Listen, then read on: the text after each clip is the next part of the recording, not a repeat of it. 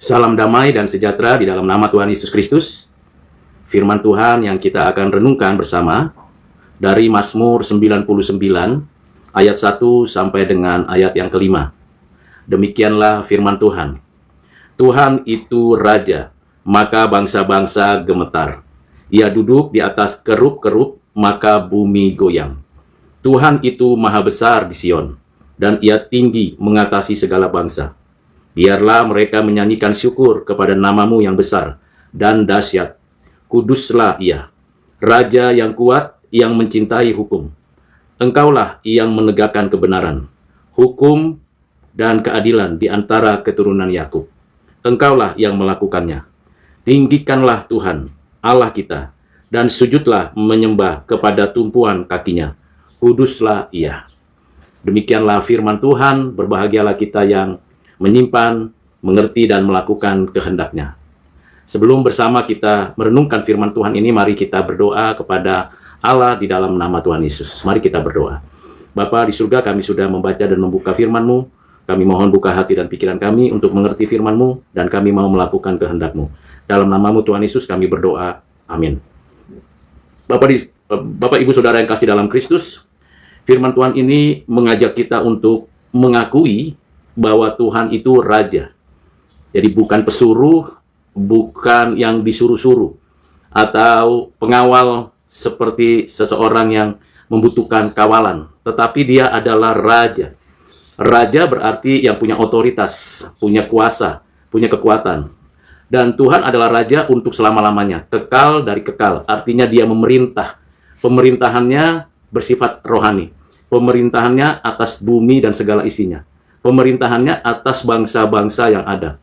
Kalau kita memperhatikan ada seorang presiden, ada seorang raja, atau seorang perdana menteri yang menjadi pemimpin sebuah bangsa atau negara, biasanya semuanya itu hasil dari pilihan rakyat, atau hasil dari pilihan wakil rakyat, atau turun-temurun diberikan dari kakek neneknya atau leluhurnya, atau seorang yang perkasa yang menaklukkan sebuah koloni untuk dipimpin dan dikendalikannya. Pemerintahan bangsa-bangsa juga terbatas. Biasanya hanya pada wilayah tertentu, misalnya hanya di wilayah Nusantara atau di pulau-pulau tertentu. Dan juga terbatas waktunya seiring umur daripada pemimpin itu tersendiri. Jadi kita bisa menyaksikan pemerintahan yang ada di dalam dunia ini, baik dalam bangsa-bangsa maupun dengan negara, jelas terbatas sekali. Dan tidak bisa diandalkan. Hari ini kita mengusulkan suatu permohonan kepada pemimpin untuk mensejahterakan rakyat misalnya.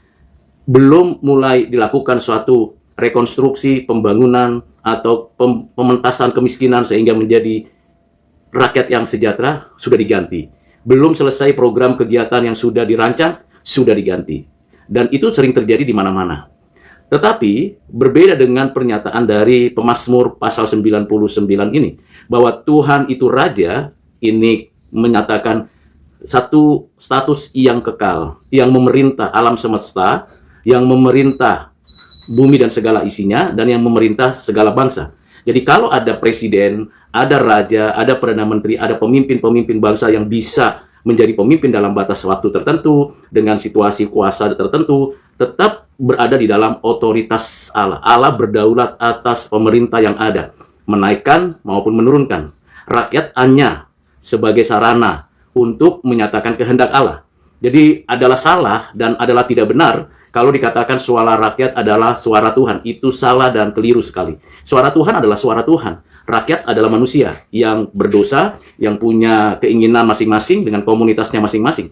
Namun memang rakyat bisa dipakai untuk mengatakan bahwa si A yang jadi pemimpin, si B yang jadi pemimpin, atau si C di sebuah bangsa, di sebuah negara. Berbeda dengan Allah adalah Raja, Tuhan yang transenden dan yang imanen, yang mutlak, yang personal, itu adalah Raja semesta alam.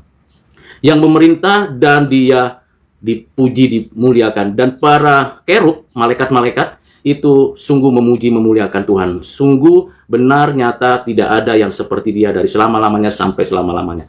Pemerintahannya dan taktanya tidak pernah bergoncang, tidak pernah tergantikan, tidak pernah bergeser, tetap di dalam keberadaannya sendiri.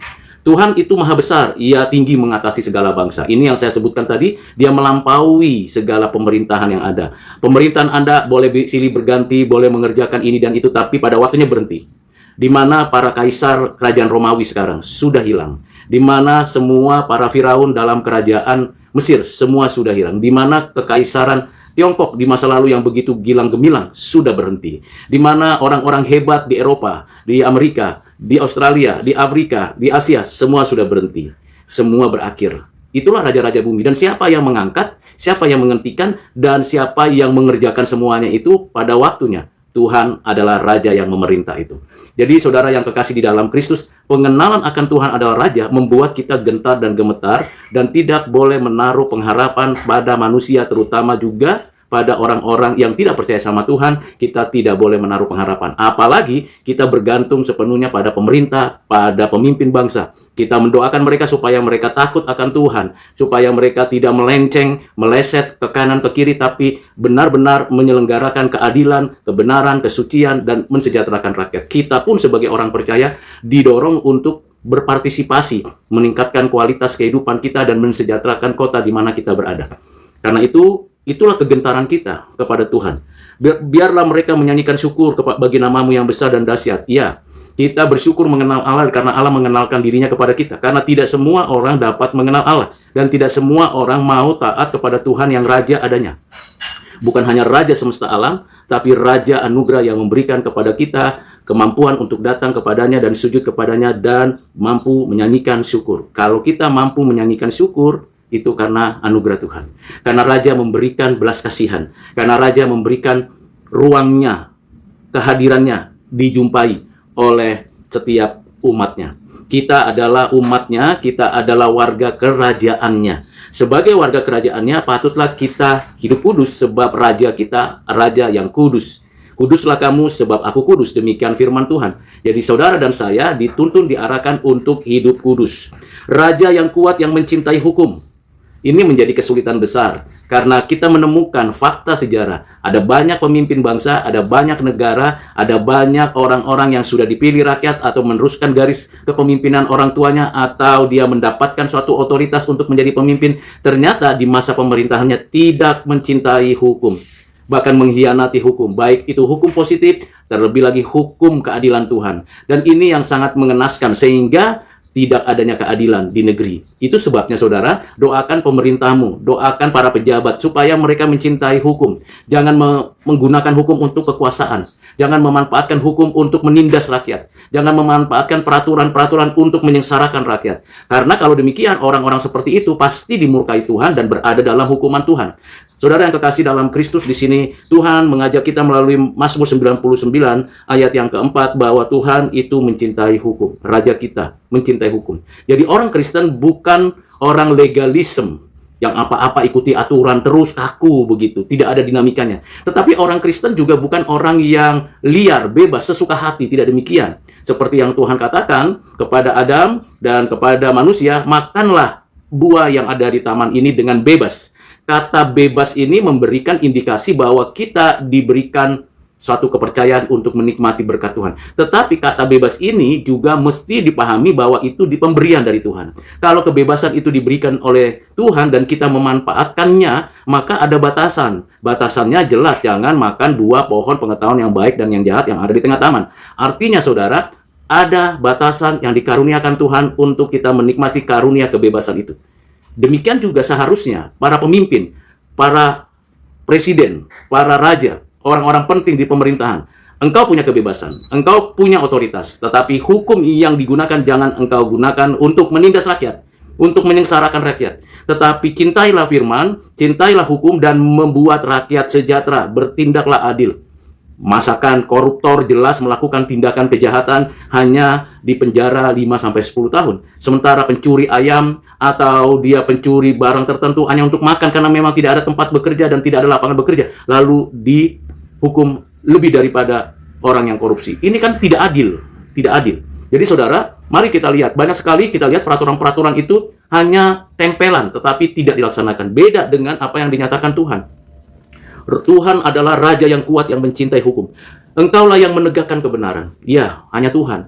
Jangan percaya bahwa ada pemimpin, ada orang-orang yang di pemerintahan di sebuah negara manapun yang pastinya menegakkan kebenaran. Karena selalu ada faktor kepentingan, ada faktor keegoisan, ada faktor keinginan berkuasa dengan kekuatan dan kuasa. Kita percaya bahwa hanya Tuhan yang menegakkan kebenaran. Lalu bagaimana kalau kita menyaksikan orang-orang yang jahat itu? Apakah kita melakukan pembiaran? Jawabannya tidak. Kita berdoa, kiranya Tuhan hadirkan pemimpin-pemimpin yang menegakkan kebenaran, yang mencintai rakyat, yang membangun bangsa, dan yang mensejahterakan umat manusia. Utopia ini memang menjadi sesuatu yang diidam-idamkan dan diharapkan oleh manusia, oleh rakyat. Tetapi, apakah bisa? Apakah mungkin ada kebenaran yang bisa ditegakkan? Padahal mereka bukan orang percaya, mereka kafir, penyembah berhala, kuasa gelap. Lalu bagaimana mereka bisa menegakkan hukum dan kebenaran? Ini berkaitan juga dengan anugerah umum. Melalui pemerintah, Tuhan menyatakan anugerahnya secara umum dan melalui itu mereka menegakkan kebenaran. Harapan kita sebagai orang Kristen mendoakan mereka. Kita bisa menyaksikan bagaimana kesulitan dan kesusahan rakyat, kesulitan dan kesusahan di pemerintahan, kesulitan dan kesusahan di dalam memimpin. Kita bisa memaklumi dan mengakui itu. Pemimpin-pemimpin juga mengalami kesulitan ketika memerintah rakyatnya, bawahannya.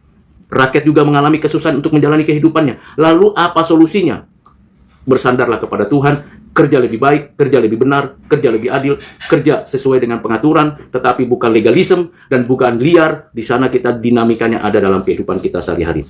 Hukum dan keadilan di antara keturunan Yakub, engkaulah yang melakukannya. Minta kepada Tuhan tiap hari, tiap saat dalam beraktivitas. Kerja lebih baik, taati hukum. Kerja lebih benar, akui kebenaran otoritas yang Tuhan berikan. Kerja lebih sungguh-sungguh, berkarya, kreatif, dan memiliki suatu bukti-bukti bahwa kita bekerja. Tinggikanlah Tuhan Allah kita, dan sujudlah menyembah. Kata kuncinya, kalau kita mengakui Tuhan adalah Raja, kita sujud menyembah dan menyatakan, Tuhan, aku submit total kepadamu. Atur hidupku, atur keberadaan keluargaku, atur seluruh pekerjaanku agar sesuai dengan kehendak-Mu. Jangan biarkan aku berjalan sendirian. Kiranya Tuhan menolong saya dan saudara mengakui Tuhan, menyadari sulitnya kehidupan di muka bumi ini dan bertanggung jawab untuk segala yang dikerjakan sehari demi sehari. Demikianlah firman Tuhan yang kita bisa renungkan, saudara, dan kita akan berdoa mengakhiri devosi hari ini. Mari kita berdoa. Tuhan, terima kasih untuk firman Tuhan dari Mazmur 99 ayat 1 sampai dengan 5. Untuk kami mengakui Engkaulah Tuhan Raja kami, dan kami mau tunduk kepadamu. Nyatakanlah keadilan, kebenaran-Mu dan hukum-Mu boleh dijalankan, dan biarlah Engkau menolong para pemimpin kami, pemerintah, supaya mereka juga mencintai hukum dan melakukan kehendak-Mu. Dan rakyat juga melaksanakan tanggung jawabnya, menjalankan hukum dan menjalankan kebenaran dengan baik. Berkati kami sepanjang hari ini ya Tuhan, di dalam nama Tuhan Yesus kami berdoa. Amin.